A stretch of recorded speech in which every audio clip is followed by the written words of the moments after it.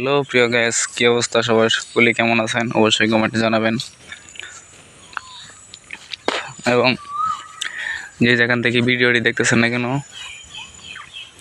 এটি আমাদের ঐতিহ্যবাহী পুরনো যে জমিদার বাড়িটি আছে, তো সে জমিদার বাড়ির চারদিক দিয়ে যে বাগানটি রয়েছে দেখতে পাচ্ছেন, যে সামনে ভিডিওগুলো দেখতে পাচ্ছেন যে বাগানে অনেক গাছগোছা লাগানো।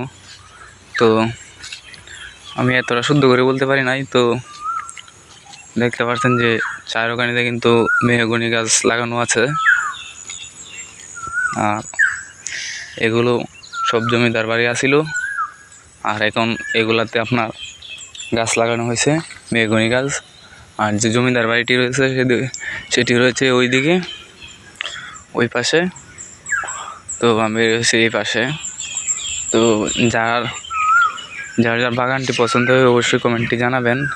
এবং আমাদের যে পাশে বাগানটি রয়েছে সেটি অত্যন্ত এত সুন্দর একটি বাগান রয়েছে আমাদের বাড়ির পাশেই। এই সেই জায়গা, পুরানো জমিদার বাড়ি।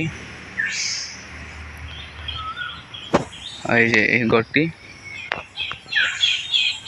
অসাধারণ একটি ঘর। তো ওখানে আজকে আর যাব না। তো আরেকটি ঘর রয়েছে, এটি একটি বাথরুম, অনেক পুরানো। আর দেখেন কত সুন্দর একটি বাগান,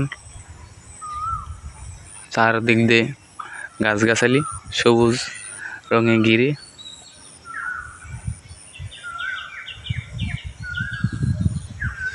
তো আজকে এই পর্যন্তই থাক।